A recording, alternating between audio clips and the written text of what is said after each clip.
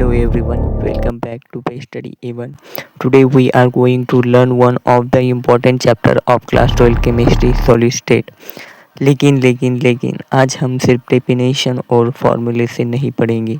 आज हम एक छोटे से शहर की कहानी के जरिए सॉलिड स्टेट को समझाएंगे।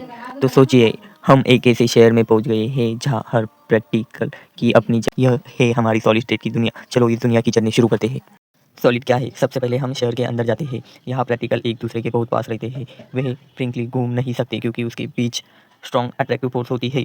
इसीलिए सॉलिड के पास fix shapes, fix volume, high density, very low compressibility होती है। ये है सॉलिड स्टेट की डेफिनेशन। क्रिस्टलाइन और एम्ब्रोप्रोथिक सॉल्ट्स। अब हमें इस शहर में दो अलग अलग मोहल्ले दिखाई देते हैं। पहले मोहल्ले में हर घर बिल्कुल सही जगह पर बना है।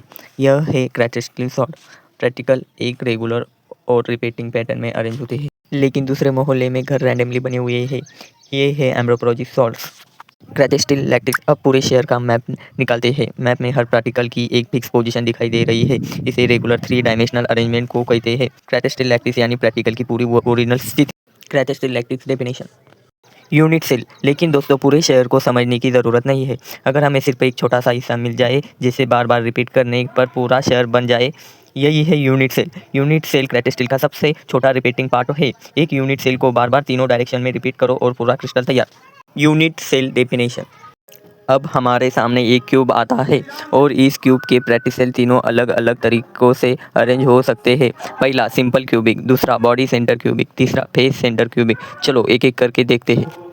सबसे पहले सिंपल क्यूबिक। क्यूब के सिर्फ कॉर्नर पर प्रैक्टिकल होते हैं। कुल 8 कॉर्नर होते हैं।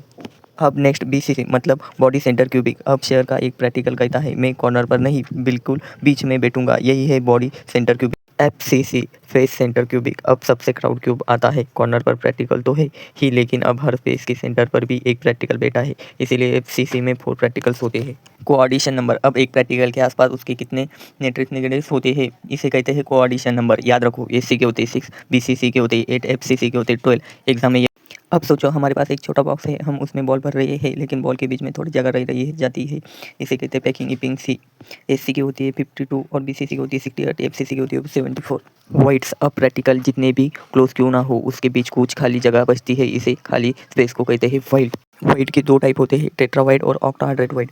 Close packaging. अब कल्पना करो कि फल वाले ने ऑरेंज को बहुत केयरफुली अरेंज किया। एक ऑरेंज के ऊपर दूसरा ऑरेंज प्रॉपर अरेंजमेंट में रखा गया है, इसीलिए तरह प्रैक्टिकल की क्लोज अरेंजमेंट को कहते हैं क्लोज पैकेजिंग। इसके इंपॉर्टेंट अरेंजमेंट है HCP हाइड्रोजनली क्लोज पैकिंग और CCP क्यूबिक क्लोज पैकिंग। दोनों की पैकिंग सी लगभग 74 होती है।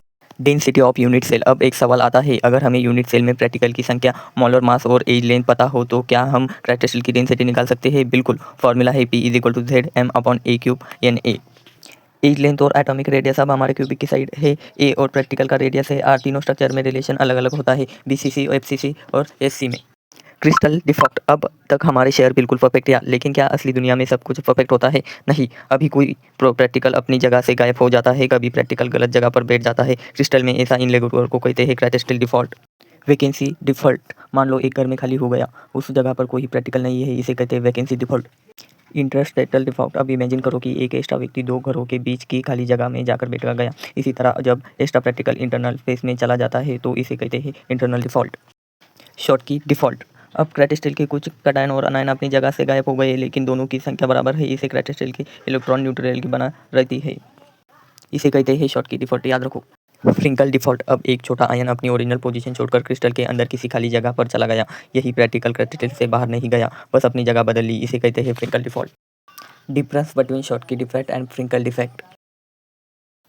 अगर आपने यहाँ तक पूरा वीडियो देखा है तो कॉन्ग्रेचुलेशन, आप सॉलिड स्टेट आपको सिर्फ एक चैप्टर नहीं बल्कि एक पूरी कहानी की तरह याद रहेगा।